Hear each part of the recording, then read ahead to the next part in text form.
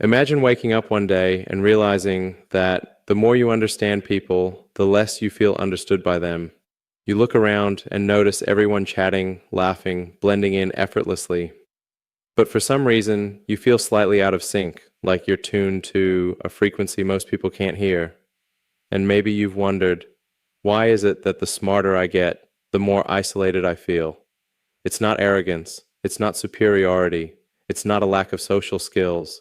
It's something deeper, something few ever talk about. Today, we're going to explore why intelligent people often walk a quieter path, not as a punishment, but as part of a journey that can ultimately bring clarity, strength, and a new kind of freedom. Let's break it down in a way that actually makes sense, especially for those who've lived long enough to see through the noise. I've spent a lot of time thinking about why certain people seem to drift to the edges of the crowd while others naturally gravitate toward the center. And what I've come to realize is this: intelligence doesn't just change what you know, it changes how you see. It's like upgrading from black and white television to high color. Once you see in color, you can't go back, and suddenly you notice details others miss entirely. This isn't about being better than anyone else. I want to be clear about that. It's about perception. When you start connecting dots that aren't obviously connected, when you follow thoughts to their logical ends, even when those ends make people uncomfortable, you begin to experience the world differently. And that difference, as subtle as it might seem at first, creates distance. Think about walking into a room where everyone's laughing at something you don't find funny. They're talking about things that feel surface level, safe, predictable. You smile, you nod, you play along because that's what you're supposed to do. But inside you're somewhere else entirely. You're thinking about the conversation beneath the conversation, the patterns nobody's mentioning, the questions nobody's asking, and suddenly you realize you're alone. Not physically, you're surrounded by people, but in every way that actually matters, you're alone. This is what I call the silent gap between understanding and belonging. And if you've lived 6, 7, 8 decades on this planet, chances are you felt this gap widen over time because here's the thing about wisdom and experience. They don't make you fit in better, they make you see more clearly. And clarity, as beautiful as it is, can be isolating. Most people don't want to examine the mask they're wearing, they just want to wear it. They don't want to question whether the emperor has clothes. They want to compliment the fabric, but you can't help but see the threads hanging loose.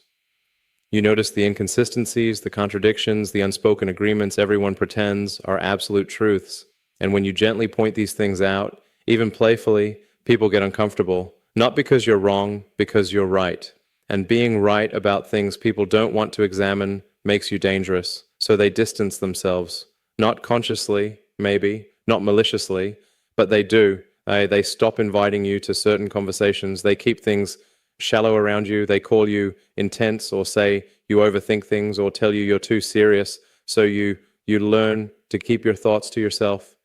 You learn to speak in half-truths, to laugh at jokes that don't land for you, to nod along with opinions you don't share, because you've discovered that full honesty is social suicide in most circles. Authentic expression, you realize, is loneliness in motion.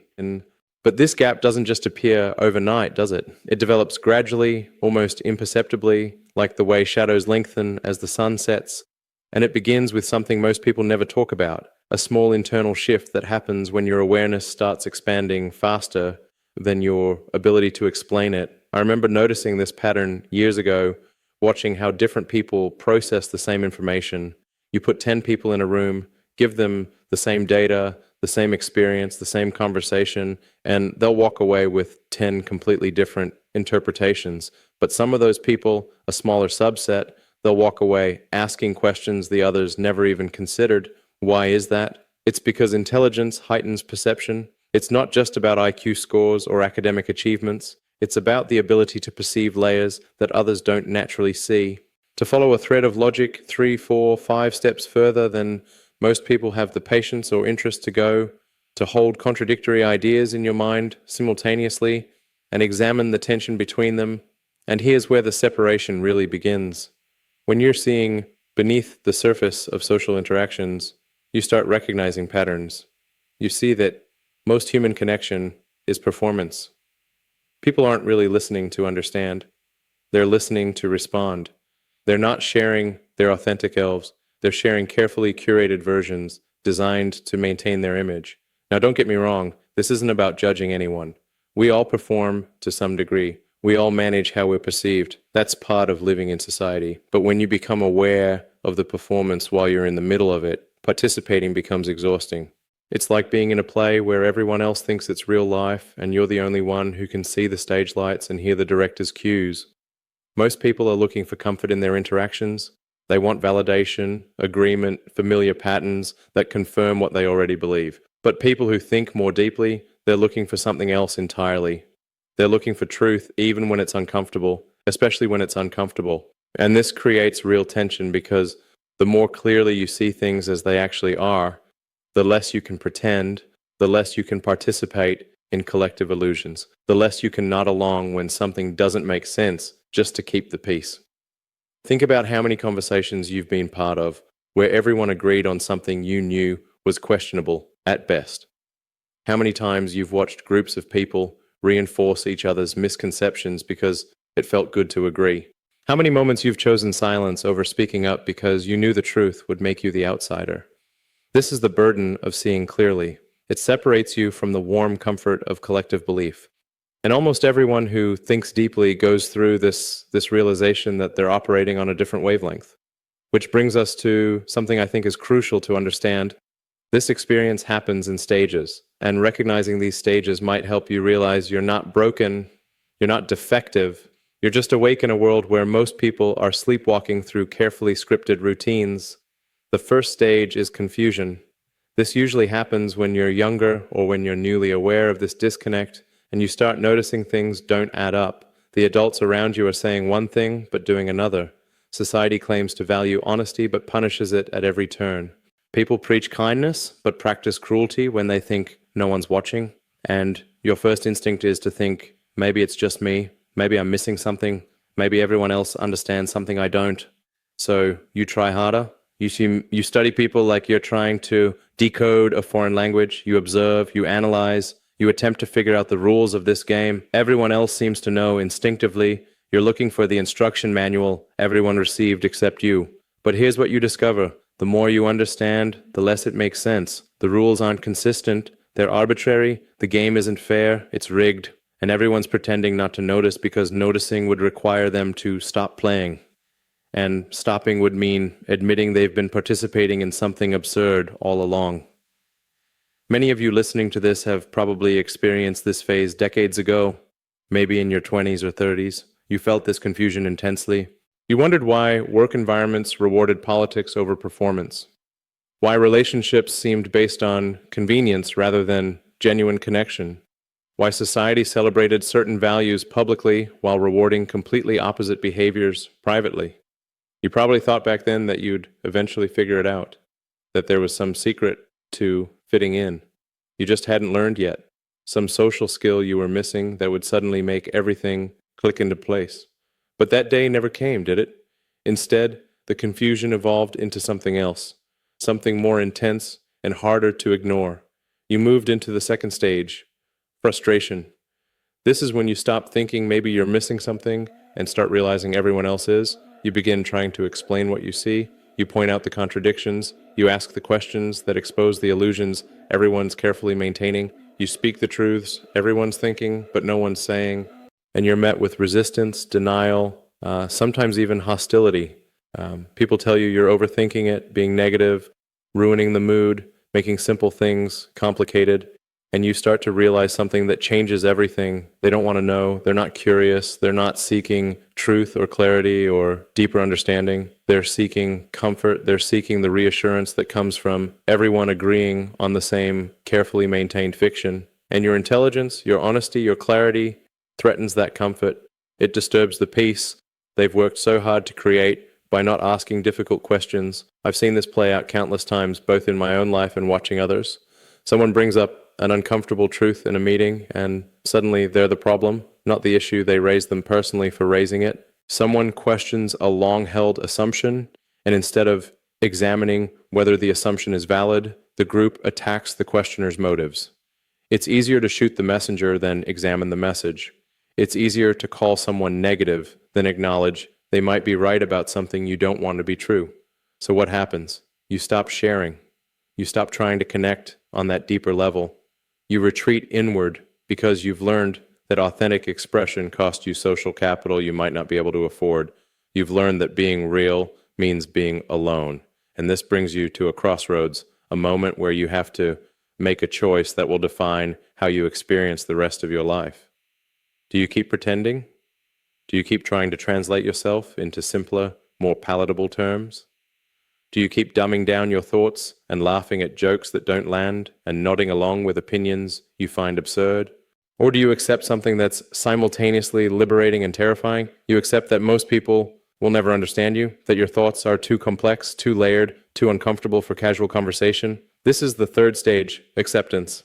And I know that might sound depressing at first, like you're giving up on connection entirely, but stay with me because something remarkable happens here. This acceptance, this genuine, deep acceptance that you will spend much of your life feeling different from those around you.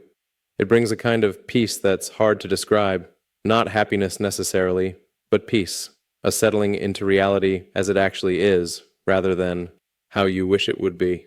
You stop expecting others to meet you where you are. You stop exhausting yourself trying to translate complex thoughts into bite-sized pieces that lose all their meaning in the translation. You stop performing normally for an audience that will never fully appreciate the performance anyway. You simply are alone, yes, but authentic.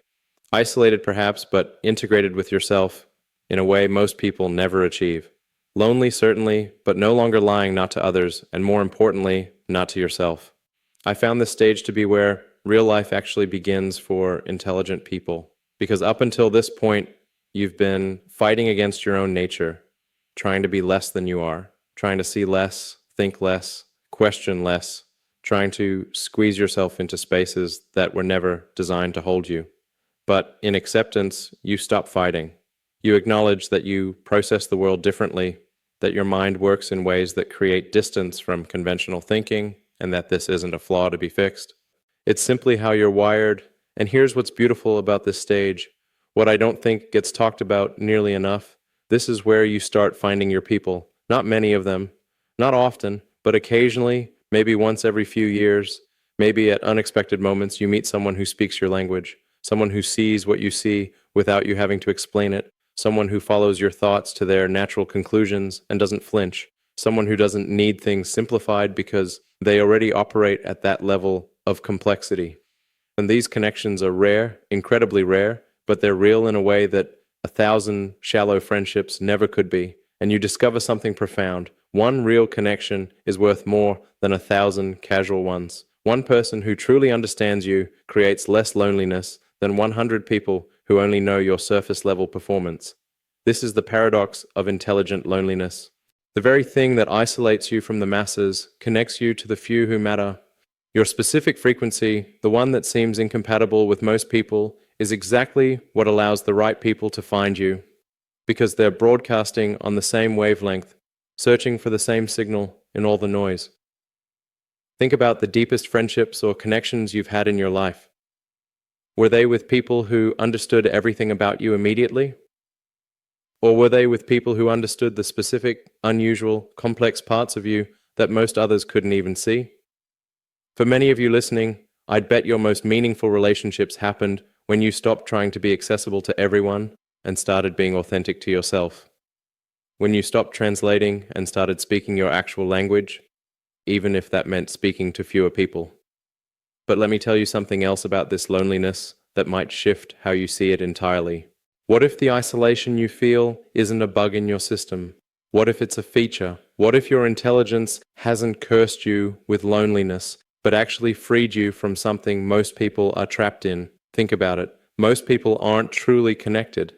They're just clustered together for warmth, for the illusion of connection. They're performing friendship, following social scripts, maintaining relationships out of habit or obligation, rather than genuine recognition of each other's true selves. Beneath all that performance, they're just as alone as you are. They're just better at pretending they're not. They've just invested more energy in maintaining the illusion. But you've stopped pretending. You've admitted the truth that most people spend their entire lives running from. We're all fundamentally alone. We're born alone. We die alone. And in between, we have these brief, precious moments where another consciousness truly touches ours, and we feel for just a moment less singular. But intelligent people see this clearly. They don't need constant social noise to drown out the silence of existence. They don't need endless validation to feel okay. They can sit with themselves, think with themselves, be with themselves, and find that it's enough.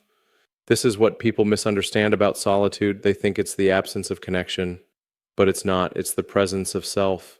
And for people who actually think deeply, the self is endlessly interesting. You can spend hours, days, years in your own mind, exploring ideas, following thoughts, building mental models of how things work, tearing them down, rebuilding them differently. Your intelligence gives you this gift, the ability to be alone without being lonely, to be in solitude without suffering. But society doesn't celebrate this, does it? It pathizes it. It calls you antisocial, isolated, possibly depressed. It assumes something is wrong with you because you're not constantly seeking external validation and stimulation, but nothing is wrong with you. You're just operating on a different frequency, as I said before. And yes, that frequency is less crowded, fewer people can hear it, but the ones who can, they hear you truly. Now, I want to address the question you're probably asking yourself, especially if you're at a stage in life where you're reflecting on decades of experience. Is it worth it? Is intelligence worth the loneliness it brings? Would you trade your awareness for belonging, your clarity for comfort, your truth for togetherness? And here's what I'll tell you as directly as I can. You can't trade it. That's the thing people don't realize. You can't unknow what you know.